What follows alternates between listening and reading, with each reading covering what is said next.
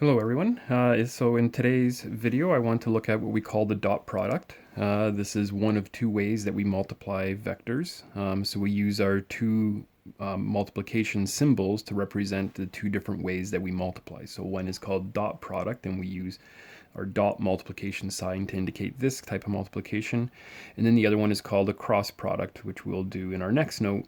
And we use our other multiplication symbol to indicate that kind of multiplication of vectors.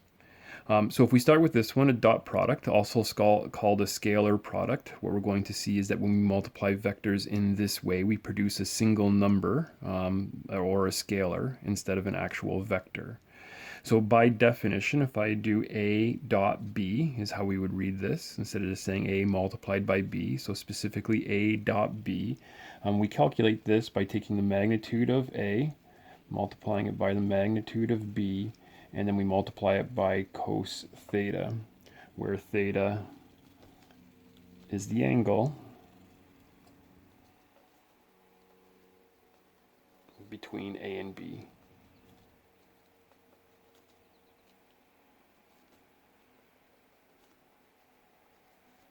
So what we should see here then is we're actually multiplying three scalars together, and that's why our answer then is also a scalar. The magnitude is a scalar, the magnitude is a scalar, cos of theta will also be a scalar. So if we multiply these three scalars together, then we end up with a scalar for the answer. A couple notes. One here is that this has no graphical representation.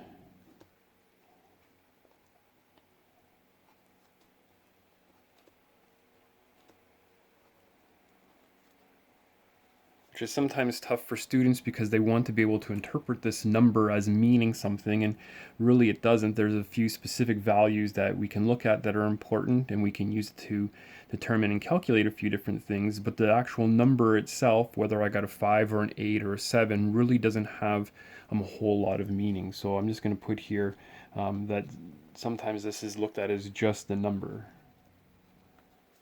Now, that doesn't mean that this is unimportant. There are things we can do with this, but the number itself doesn't give us some sort of representation on our graph or otherwise.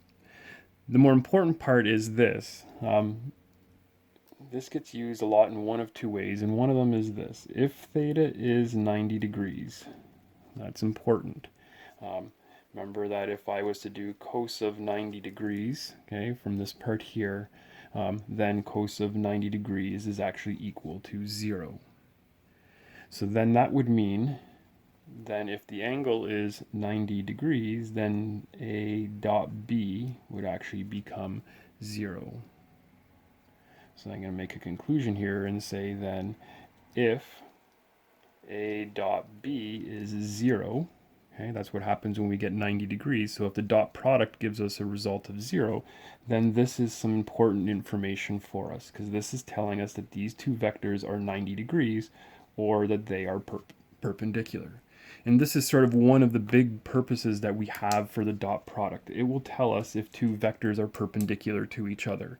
All the other numbers that we get, again, whether it's a 5 or an 8 or a negative 10, whatever number we get, doesn't have a whole lot of meaning, except for the fact when the dot product is 0. If the dot product is 0, then that is coming from the fact that cos 90 is equal to 0, so the angle between them must be equal to 0, and that's telling us that these two vectors must be perpendicular. Okay, so that's sort of the big purpose here. We do have some properties I want to go through quickly. With multiplication in particular, now as we do the dot product of vectors, dot product is commutative. That means that we can switch the order and we will still get the same result. I can multiply the dot product by a scalar, and if I do that, we can either distribute that scalar to vector A, or we can also distribute that scalar to vector B before doing the dot product. Distributive property does work here, so I can distribute vector U. Okay, again, the symbol now is important as we multiply by vectors because we need to make sure that we're clear on what type of multiplication we are doing. So you'll always see this dot here. So I can say U dot A plus U dot b, so that still holds. We can do the dot product with a vector by itself. We need to be very careful that with vectors, we cannot write this because that has no meaning anymore. Remember that squaring means to multiply by itself, but this doesn't indicate which type of multiplication you want to do. Are we doing a dot product, or as we'll see in our next lesson, a cross product? So whenever we multiply vectors, even if it is by itself, we cannot use the squared notation because that is unclear as to which multiplication we are doing. If I do look at this, what do we get here? So this would be the magnitude of A times the magnitude of A, cos of the angle between them. Well, because it's the same vector, the angle between them is 0 degrees. And the cos of 0 degrees is 1, so this just turns into the magnitude of A squared. Likewise, we can do that with our basis vectors. Okay, if we multiply them by themselves, so I would have then the magnitude of I times the magnitude of I times cos of 0 degrees. Again, this would be 1. The difference between this and this is now I also know that the magnitude of the basis vectors, since they are unit vectors, are 1 as well. So this really becomes 1 times 1 times 1. So I dot I, if I do the dot product with our basis vector, we will get 1. Likewise then, if I was to do that with j and with k. And the last part then, what if I do the dot product with two different basis vectors? Well, if we look at this, I would have the magnitude of I times the magnitude of j, 1 times 1. However, the angle between these two is now 90 degrees. And we know that this will give us 0. I have 1 times 1 times 0. Similarly, then this will be 0 and this will be 0. And again, this is just a reflection of what we talked about up here. This is happening because these basis vectors are perpendicular to each other. And we already had this conclusion that if vectors are perpendicular, their dot product would be 0. This is one way we define our dot product. We also now define this with our algebraic vectors as well. So if I was to do u dot v with these two algebraic vectors, to find the scalar, what we do is we take each of the components and we multiply it by its corresponding component. So we do a1 times a2 plus b1 times b2 plus c1 times c2. Okay, so all we're doing is taking these, we're multiplying them by their corresponding part, and then we're summing those together. I have given you a proof here. I don't want to spend a lot of time. If you want to read through it, you can. Basically what I've done is I've written the two vectors out here with the dot product. I've switched them to their basis vector form. The reason I've done this is this now allows me to use our distributive property. Okay, through all of these properties that we have, I can take this and then distribute. If you do that, I would take this and multiply it by each of these, and then this by each of these, and then this by each of these. We'd actually end up with 9 terms. What I have done is written out the first 4 terms. Okay, so taking this first term and multiplying this through, and then starting this next one as well. As you do that, you end up with these basis vectors either being multiplied by themselves or multiplying by one of the other basis vectors. And that's where 5 and 6 up here, these two properties come in handy, because I know that this will be 1. However, when I do the dot product with different basis vectors, I know the result will be 0. And what we would see happening here is that the only times we would get 1 is when you are multiplying the term by the corresponding term in the other, or the component multiplied by the corresponding component in the second vector. So we end up with this being in the final answer. These would all be 0. The next one that would be 1 would be when b1 is being multiplied by b2, and then again when c1 is being multiplied by c2. So there's our theory. Second part then I want to look at then is how do we put this into practice. So a few examples here to look through. Okay, so first one is just asking us to determine the dot product. This time it's giving us information about the magnitude of A, magnitude of B, and the angle between them. So we have two formulas to use. Really what we're trying to decide as we do this is which formula will I use. In this case, because we know the magnitudes, I'm going to go to that first formula and say that's how I'm going to calculate the dot product. And then we simply just have 5 times 8 times cos of the angle between them. And if we carry that out on our calculators, we should get 16.9. In our second example, this time I've given you algebraic vectors in component form. So if I want to determine the dot product here, and in this case, I'm going to use that formula that we have for the dot product of algebraic vectors, which is I multiply components together. So I'd have 1 times 6 plus 2 times -5 plus 3 times 3. And if we work through that, we should get an answer of 5.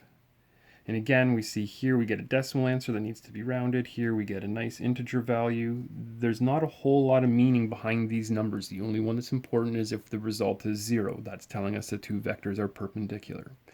However, what we can do with this is the second skill that becomes important, is that this does allow us to determine the angle between two algebraic vectors. So we can use the dot product to figure out, when I have those two algebraic vectors, what angle would these two form if I was to draw this on our Cartesian plane. So how do I do that? Well, we come back to our formula here, which is A dot B equals the magnitude of A times the magnitude of B times cos of the angle between them.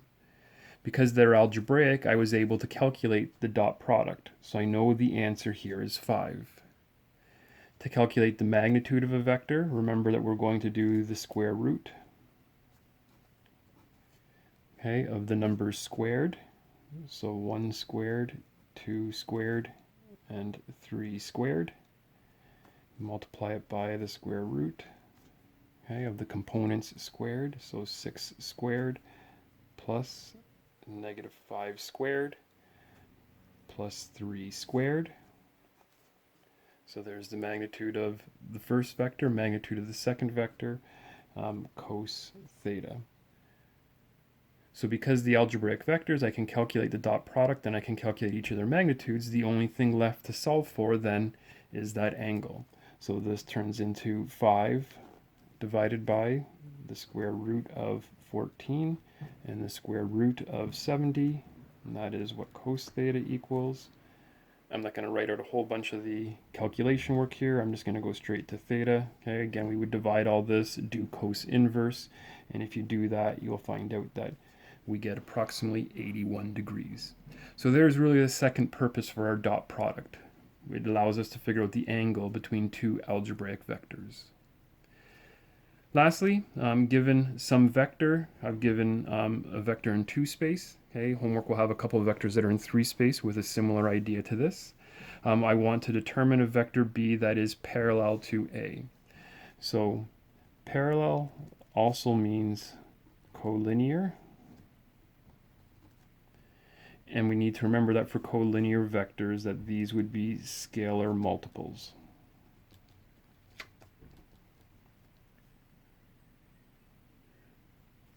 In other words, we're trying to find a vector B that is some multiple of A. So in this case, really if we want to find some multiple, we can say B is equal to some multiple of A. And to do this, we can use now whatever value we want for M. So I'm just going to choose M is 2. But we could actually generate multiple vectors here if you wanted. You could choose M is -2, M is 10, and M is whatever number you would like.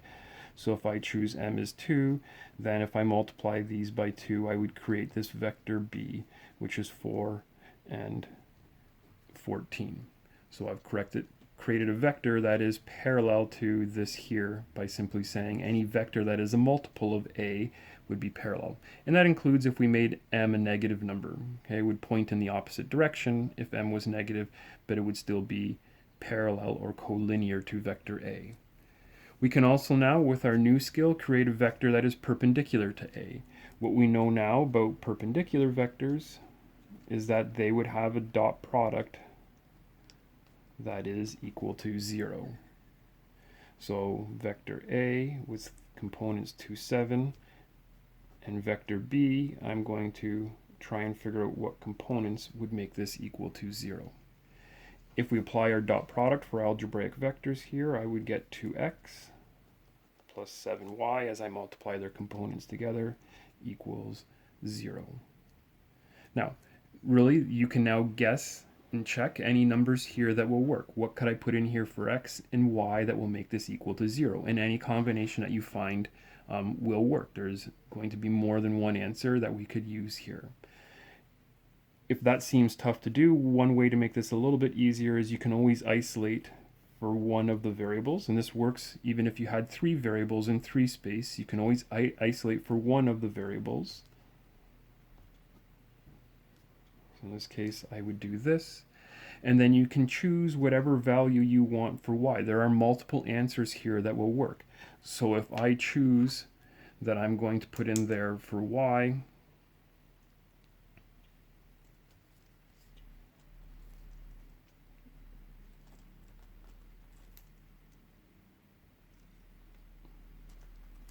I'm going to choose -2 for y. You could choose +2.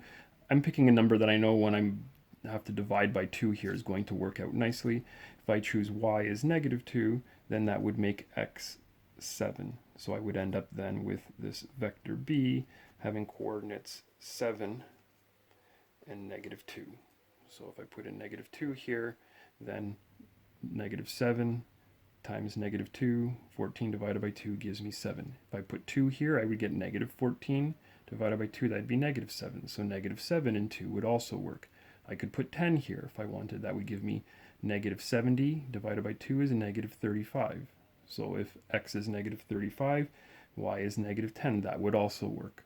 Okay, and I chose to isolate for x. You could just as easily isolate for y here as well and carry out the same sort of process here. Lastly, the reason I chose -2 is I just wanted to point something out here to you. Notice that in 2 space we can actually find a vector that is perpendicular through this process of dot product, but we can actually do this almost visually very, very quickly. Because notice that A is 2, 7. Notice what has happened is that these have flip-flopped, but we had to make one of them negative. So this one stayed the same, but we made this one the negative of what it was, the negative of -2, right? I very easily could have left that as -2 and then made that one negative. -7 would work. So in 2 space, what we will find is that if you switch the components and make one negative,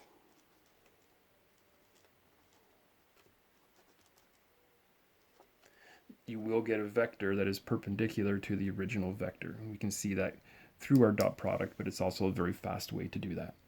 Hope that helps. Okay, let me know if you have any questions. I'll post a blank copy of the note for you, as well as homework solutions. Send me a message if you need some help. Have a good day, guys.